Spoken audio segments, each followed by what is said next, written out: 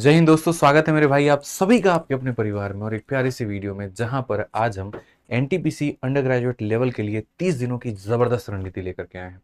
जैसा कि आप सभी को पता है कि रेलवे ने अपना कैलेंडर जारी कर दिया और बता दिया है कि आज से जस्ट एक महीने के अंदर में आपका ये पेपर होने वाला है और लगभग ये पेपर एक महीने तक चलेगा।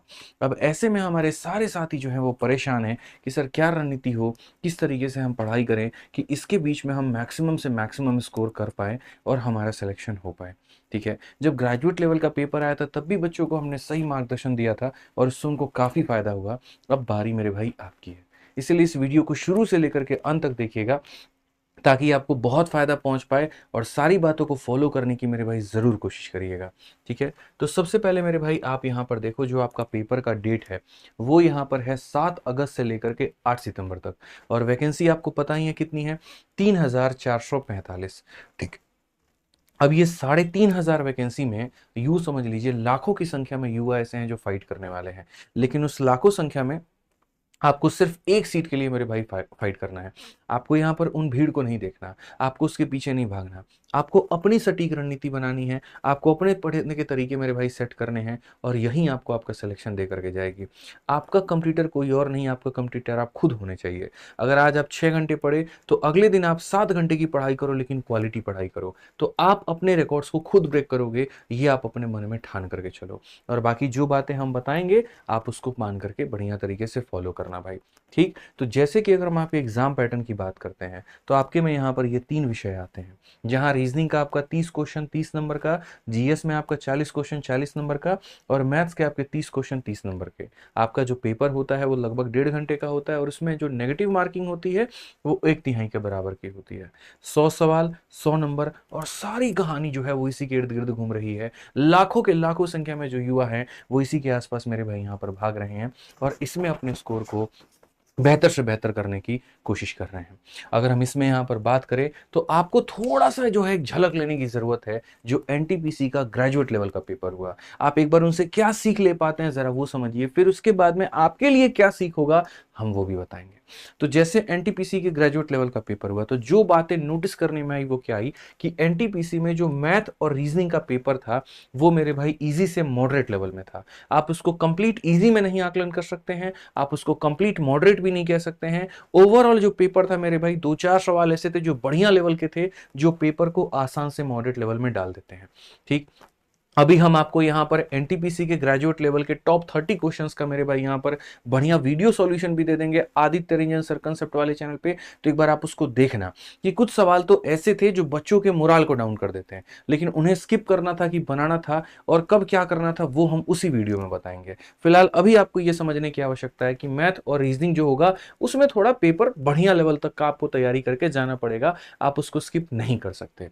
और इस पेपर में क्या हुआ, तो जो मेरे भाई करंट अफेयर पूछे गए वो रीसेंट तक के पूछे गए थे। इसीलिए हमने भी आपको कहा कि पूरा 2024 और 2025 का अप्रैल तक आप कवर करके जाओ, उसके पीछे का मत छोड़ो। वो जमाना वो वक्त गया जहां पर लोग ये कहते थे कि अंतिम के 6 महीने के करंट अफेयर पढ़ लीजिए काम चल जाएगा, बिल्कुल भी नहीं।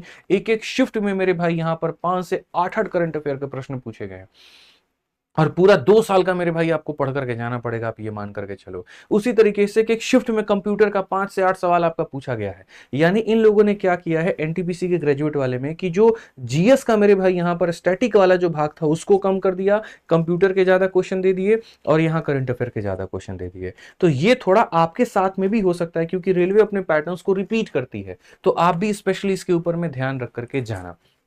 ठीक है, नेक्स्ट अगर हम बात करें तो जीके और जीएस का जो परीक्षा है वो आपके लिए एक बहुत बड़ा गेम चेंजर होने वाला है। समझ रहे हैं मेरी बातों को लेकर के, ये अपने आप में आपको पूरी तरीके से बदल करके रख देगा। तो इसके ऊपर में बढ़िया कमांड बना करके जाइए, क्योंकि मैथ और रीजनिंग लगभग जो होता है मेरे भाई यहाँ पर वो सारे के सारे बच्चे इस उद्देश्य के साथ में पढ़ते हैं और बनाते हैं कि हमको पूरा स्कोर लेकर के आना है। तो अगर 2 से 3 बच्चों का स्कोर मैथ रीजनिंग में टाई अप होता है तो वैसे केस में आगे वही जाता है जिसका मेरे भाई जीएस में बढ़िया स्कोर होता है। तो इसको किसी किसी भी हाल में आप यहाँ पर मत छोड़ना। और जितनी ज़्यादा से ज़्यादा हो सके मैथ रीजनिंग की प्रैक्टिस करना, पता चले इधर आगे बढ़ाए और ये तुम्हारा छूट गया तो ये नुकसान दे करके जाएगा, तो इसको तुम्हें करना पड़ेगा। ठीक है, मैथ्स के लिए हाल फिलहाल हमने रेलवे गणित की सेकंड एडिशन निकाल दी है, तो इसको कवर कर लेना। क्यों? क्योंकि 2024 के रेलवे के पेपर में क्या पूछा गया तुम्हें इसका अंदाजा नहीं है। ठीक है, अलग अलग परीक्षाओं में किस किस तरह के सवाल आए आपको इसका कोई पता आता नहीं है। तो हमने यहां पर क्या किया है कि आपके पेपर के पहले ही यहां पर क्या किया कि 2024 में जितने क्वेश्चंस पूछे गए उनको सिलसिलेवार तरीके से टाइप वाइज और लेवल वाइज बना करके हमने इस किताब में डाल दिया है।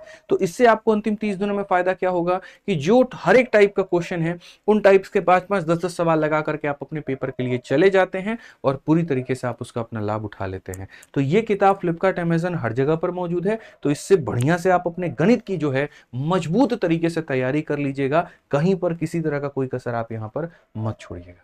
ठीक है, अब ये तो हमने कहा कि ये करना है, क्या नहीं करना है यहां पर वो समझ लीजिए। अभी के समय अंत समय में बच्चा क्या होता है, टोटली डिपेंडेंट हो जाता है मैराथन के ऊपर में कि हमको वीडियो देखना है, वो मास्टर का वीडियो, मास्टर का वीडियो, वो वीडियो। ऐसे चक्कर में मेरे भाई तुम अपना खुद का जो कमी है वो भूल जाते हो। तुम्हें ये समझ में नहीं आता कि भाई दिक्कत तुम्हारे यहाँ पर अलजेब्रा में थी और जबरदस्ती का तुम सारा टॉपिक पढ़ रहे थे। प्रॉब्लम तुम्हारे लाभ और हानि में था, उसको छोड़ करके बाकी चीजों को कवर करने में लगे पड़े थे। तो थोड़ा इससे बचना है। जितना जरूरी मैराथन और वीडियो है उसके साथ साथ तुम्हारा अपना सेल्फ प्रैक्टिस, सेल्फ स्टडी भी बहुत ज्यादा जरूरी है। सेल्फ स्टडी पता है क्यों कहा जाता है? खुद का आकलन करो, खुद से पढ़ो, यहां पर देखो तुम्हारी क्या कमियां है। जब मॉक देते हो कौन कौन से विषय में कौन कौन सा भाग गलत हो रहा है, उसके हिसाब से अपना रूटीन बनाओ, उसके हिसाब से अपना देखो कि कहां से क्या कवर करना है, उसको पूरा करो वहां पर। ये बहुत जरूरी है। सेल्फ स्टडी में आप ये समझ पाते हैं कि मेरे पास में ये साधन है, मेरे पास में ये नोट्स हैं और मेरे पास में ये मेरा शेड्यूल है। उस शेड्यूल के अकॉर्डिंग अपने उस नोट्स को कवर करने की पूरी कोशिश करो। इसीलिए सेल्फ स्टडी बहुत जरूरी बन जाता है। जो बच्चा अपने नोट्स, अपने कंटेंट, अपने ऊपर विश्वास करके पढ़ता है उसको शायद ही कोई ऐसा होता है जो उसको चित कर पाए, उसको हरा पाए। ठीक है, और उसके अंदर में सुधार देखने को मिलता है। तो ये थोड़ा सा ध्यान रखिए। रीजनिंग और गणित में जितना कलम घिस सकते हैं आप यहां पर उतना घिसने की कोशिश करिए, कमी मत करिए यहां पे। ठीक है, इसके साथ साथ मेरे भाई जैसे मैंने आपको कहा कि अत्यधिक से अत्यधिक मॉक टेस्ट दीजिए। 30 दिन है आपके पास में, डेली एक सेट का टारगेट बना लीजिए कि मुझे एक सेट देना है। अगर आप मान लीजिए 1.5 घंटा बैठेंगे किसी विषय को पढ़ने, आप उसके 20 से 30 से 40 क्वेश्चन आप लगा पाएंगे। लेकिन अगर आप अपना मॉक टेस्ट देते हैं 1.5 घंटा का, नहीं चाहते हुए भी मेरे भाई आपका मन आपके तरफ से मेरे भाई 100 क्वेश्चन लगाने पर मजबूर हो जाएगा। आप यहाँ पर वो 30, 40 और 30 क्वेश्चन लगा पाओगे मेरे भाई, और उनमें जो कमियां होगी आप उसको अलग से आधा घंटा 1 घंटा देकर के एनालिसिस के नाम पर आप उसको सुधार पाओगे। समझ में आ गया बात? यहां पर ये आप इसको मेरे भाई यहां पर ध्यान रखिए। ठीक, अब उसके बाद बात करें तो सर मॉक टेस्ट कैसे दे? देखिए दोनों तरीके हैं आपके पास में। आप मॉक टेस्ट को ऑनलाइन से भी दे सकते हैं और हमने आपके लिए मॉक टेस्ट की एक जबरदस्त सी किताब बनाई है जो एनटीपीसी के ग्रेजुएट वालों को बहुत फायदा पहुंचाई थी, और यहां पर ये आपको अंडर ग्रेजुएट वालों को बहुत फायदा पहुंचाएगी। ये एनटीपीसी के 30 सेट की किताब स्नातक स्तरीय और गैर स्नातक स्तरीय दोनों के लिए हमने बनाई थी। तो ये हम आपको कहेंगे कि अगर आपके पास में ये है तो बेहतर है, नहीं है तो मंगा करके कसम खा लीजिए कि हमको 30 दिनों में रोज का रोज एक एक सेट इसमें लगाना है। बोलोगे सर आप इस पे इंसिस्ट क्यों कर रहे हो, पेपर तो ऑनलाइन होगा, ये तो ऑफलाइन वाली किताब है। क्या है असल में मेरे भाई, अगर टेक्नोलॉजी होती तो मैं डेफिनेटली आपको ये जो क्वेश्चंस मेरे पास में हैं मैं उसको मॉक के माध्यम से ही आपको प्रोवाइड कराता, क्योंकि मुझे पता है यहाँ पर कि पेपर में जो पूछा जा रहा है वो किसके इर्द गिर्द पूछा जा रहा है। तो मैं वो क्वेश्चन किसी ना किसी फॉर्मेट में तो आपको दूंगा, और इसी वजह से मेरे भाई मैंने टाइप करवा करके विद सॉल्यूशन यहाँ पर करवा करके आपको ये किताब में डाल करके दे दिया कि बच्चे ये किताब जरूरी नहीं है, इस किताब के अंदर जो सवाल हैं वो जरूरी है, इसमें पूछने की जो कला है वो जरूरी है। ये किताब को रख करके 1.5 घंटा का टाइमर लगा करके जब तुम इसे बनाओगे तो वो प्रेशर में जो तुम अपने आप को बेहतर लेकर के आओगे यहाँ पर वो जरूरी है। ठीक है, तो इसीलिए यहाँ पर आप इसको मंगा करके बढ़िया से प्रैक्टिस करना। अब उसके बाद में सबसे बड़ा आ जाता है यहाँ पर रिवर्स कैलेंडर टेक्निक।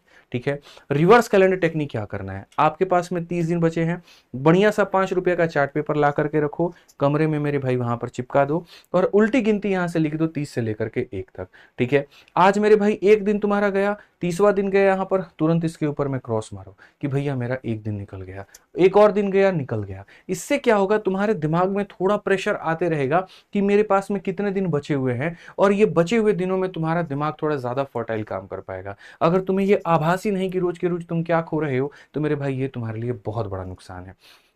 आज अगर खुद से चीटिंग कर लिया, आज पंचायत की वेब सीरीज देख लेते हैं, आज फलानवा के गाना निकल हुआ देख लेवल जाओ, आज उसका मूवी आया वो देख लेते हैं, तो मेरे भाई तुम कभी भी काम नहीं कर पाओगे। नज़र के सामने कोई चीज़ का होना बड़ा ज़रूरी है, वो बड़ा बढ़िया काम करती है। तो ये थोड़ा सा आप ध्यान दे देना, ठीक है। इसके अलावा कुछ चीज़ें तो ऐसी है जो ज़रूरी है और करनी ही करनी है, और वो क्या क्या है वो थोड़ा हम आपको बता दें। तो सबसे पहले मेरे भाई आप यहाँ पर समझो, चार्ट पेपर में जहां पर एक तरफ में मेरे भाई ये रिवर्स कैलेंडर टेक्निक रखोगे, उसी तरफ में दूसरे तरफ में चार्ट पेपर के दूसरे भाग में आप यहां पर क्या करना, तीन चीजें रखना कि मेरे वीक टॉपिक्स कौन कौन से हैं, मेरा लेफ्ट टॉपिक कौन कौन सा है, और मेरा मस्ट डू कौन कौन सा है। क्योंकि जब मैं बच्चे को कहता हूं कि तुम्हें सेल्फ स्टडी करनी है, तो वो कहता करे तो करे क्या, मुझे ये तो बताओ, 30 दिनों में हमको समझ ही नहीं आ रहा है, ये भी पढ़ना है, वो भी पढ़ना है, वो भी पढ़ना है, हमको समझ नहीं आ रहा हम क्या करें। मैं सिंपल अगर तुम्हारी जगह होता, मैं एक मेरे भाई यहां पर चार्ट पेपर लेता, मानो यहां पर ये, ठीक है। इस चार्ट पेपर के मेरे भाई यहां पर इधर वाले टुकड़े पर मैं अपना 30 29 ऐसे कर करके मेरे भाई ये सारा रखता, और इधर वाले टुकड़े पे आप मेरे भाई तीन भागों में हम बांट देते। तीन भाग में क्या बांट देते, इतना कि पहले मेरा कमजोर टॉपिक कौन कौन सा है, चाहे वो किसी भी सब्जेक्ट का हो, किसी भी यहां पर विषय का हो, हम उनको कवर करते इन 30 दिनों में। क्योंकि मुझे पता है कि अगर क्वेश्चन इस क्षेत्र से आ गया तो हम बनाने में सक्षम नहीं हो पाएंगे। तो यहां पर उसको लिखो, और इसको कहां से पढ़ना है इसी के बगल में लिख दो। यूट्यूब से पढ़ना है तो यूट्यूब एप्लीकेशन से पढ़ना है तो एप्लीकेशन, फलाने मास्टर की वीडियो से कवर करना है तो वो, फलानी किताब से कवर करना है तो वो आप वहां पर उसको मेरे भाई तरीके से लिख दो। इसको लिखने के बाद में यहां पर जो लेफ्ट टॉपिक्स है, आप यहां पर दूसरे में आ जाओ और आप उसको लिखना शुरू करो, ठीक है। कि आपका बचा हुआ मेरे भाई यहां पर भाग क्या क्या है, आपको कौन कौन सी चीजें ऐसी है जो कवर करनी है। कमजोर चीजें अलग होती हैं, उसको आपने पढ़ा तो होता है, लेकिन अगर अच्छा क्वेश्चन आ जाए तो आप बना नहीं पाते। तो कमजोर टॉपिक्स को प्रैक्टिस के माध्यम से सही किया जाता है, ठीक। जो लेफ्ट टॉपिक्स होती हैं वो ऐसी होती है जिसको आपने कवर ही नहीं किया। जैसे मान लीजिए 2 साल का करंट अफेयर है, लेकिन आपने मात्र 4 महीने का पढ़ा है, तो आपको बाकी पढ़ना है तो आपको सोर्स यूज करना पड़ेगा। तो जब आप इसको लिख दोगे ना, तो बगल में आप इसके सोर्स भी लिख पाओगे, और सोर्स लिख पाओगे तो आप सटीक तय कर पाओगे हमको यहीं तक करना है, हमको इससे आगे नहीं बढ़ना। लेकिन वही चीज आप नहीं लिखते हो तो नुकसान क्या होता है, दिमाग में प्रेशर भी रहता है, यार ये चीज पढ़नी है पढ़नी है पढ़नी है, और खोजने निकलते हो तो पूरा यूट्यूब पर एक समंदर मिलता है और कभी भी उसमें कुछ कवर नहीं कर पाते हो। तो इसीलिए मैं बोलता हूं कि जैसे स्टैटिक जीके का मानो कोई टीचर का प्लेलिस्ट ही हो गया, लिख दो कि फलाने वाले मास्टर का हमको प्लेलिस्ट देखना है, बस बात खत्म। नाम लिख दो कि इसके अलावा चाहे किसी का कितना भी बढ़िया थंबनेल के साथ में क्यों ना आ जाए, कोई ये भी क्यों ना लिख दे मेरी वीडियो देखो 1 करोड़ रुपया देंगे, हम नहीं देखेंगे। ये बड़ा जरूरी है यहां पर लिखना। और मस्ट डू का ये यहां पर सेंस क्यों बन जाता है, बहुत लोग ये सोचते हैं अरे हमारा यही कंप्लीट नहीं हो रहा, हम इसको कहां से करें।